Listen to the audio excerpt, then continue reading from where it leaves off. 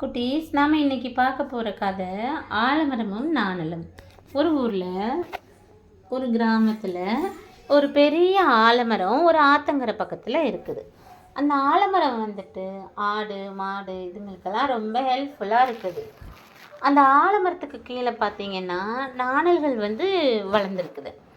ஆலமரமும் நாணலும் அடிக்கடி பேசிக்கும், கிண்டலும் கேலியுமாவும் கூட பேசிக்கிறது உண்டு.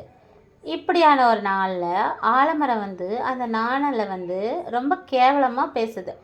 இன்னமுமே நீங்கள் மனுஷங்களாம் மிதிக்கிற அளவுக்கு தான் இருக்கிறீங்க, கொஞ்சம் கூட நீங்கள் வளரவே இல்லை. நான் பாருங்க எப்படி பெருசாக வளர்ந்து எல்லாருக்கும் உதவி செய்கிறேன்னு சொல்லி நாணலை ரொம்ப மட்டம் தட்டி ஆலமரம் பேசிகிட்டே இருக்குது. உடனே நாணலுக்கு ரொம்ப கஷ்டமாக போச்சு. இனிமேல் இந்த ஆலமரத்து கூட பேசுகிறத நாம் கம்மி பண்ணிக்கணும் அப்படின்னு சொல்லிட்டு ஆலமரத்து கூட பேசுகிறத சுத்தமாகவே நிறுத்திக்கிச்சு நாணல். இப்படி இருக்கும்போது ஒரு நாள் பெரிய மழை பெய்யுது. ரொம்ப வெள்ளமெல்லாம் வந்துருச்சு. புயல் அடித்த வேகத்தில் தாக்கு பிடிக்க முடியாமல் ஆலமரம் ஒரு கட்டத்தில் வேரோடு விழுந்துருச்சு.